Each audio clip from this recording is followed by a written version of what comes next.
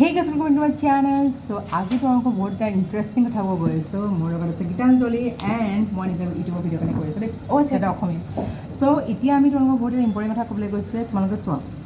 Maintenance যোনটো আছে তোমালোকৰ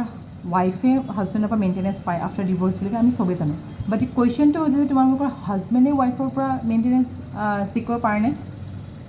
Of course, yes. Under Section 25 of Hindu Marriage Act, that both husband and wife can seek for maintenance to their spouse. এটা এটা যদি ডিজাৰ্ভিং মেনে যদি তোমালোকৰ ছাফিচিয়েণ্ট তেওঁলোকৰ ইনকাম নাই টু লিভিং লাইক তোমালোকৰ ছাফিচিয়েণ্ট ইনকাম নাই বা তেওঁলোকৰ এনেকুৱা পৰিস্থিতি আছে যদি তেওঁ নিজে আৰ্ণ কৰিব নোৱাৰে এণ্ড তেওঁ যদি ৱাইফ যদি ৱেল টু ডু হয় ৱাইফে যদি এফৰ্ড কৰিব পাৰে তেনেহ'লে তেওঁ ৱাইফৰ পৰা মেইনটেনেঞ্চৰ কাৰণে চেক কৰিব পাৰে সেইটো তোমালোকৰ আছে আমালোকৰ Hindu marriage act 1955 section 24 and 25ত আছে সেইখিনি কথা আছে যে বোথ হাজবেণ্ডে হওক লাগিলে ৱাইফে হওক যোনে ৱেল টু ডু হয় যোনে ইজনে ইজনক হেল্প কৰিব পাৰে তেনেহ'লে যোনে মানে তোমালোকৰ নিজৰ লিভিঙৰ কাৰণে ভালকৈ কৰিব নোৱাৰে তেওঁ আনজনক হেল্প কৰিব মানে মেইনটেনেঞ্চ দি পেলাই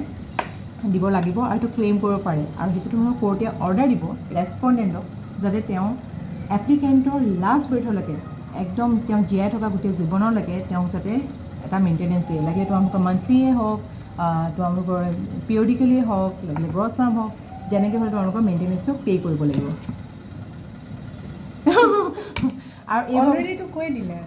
হা চ' সেইটোৱে আমি এতিয়া ডিছকাছ কৰি আছোঁ মানে চ' মই ভাবিলোঁ যে পটককৈ এতিয়া ভিডিঅ' দিয়া হোৱা নাই আজি চ' মই ভাবিলোঁ যে এইটো বস্তুৱে হৈ যাওক তোমালোকে বহুত সোধে ইয়াৰ পিছত তোমালোকে বহুত কুৱেশ্যন দিব পাৰা বাকী তোমালোকে নিজৰ চাই ল'বা নিজৰ চব এডভান্স থাকেই মই জাষ্ট তোমালোকক সেইটো মানে তোমালোকৰ এইটো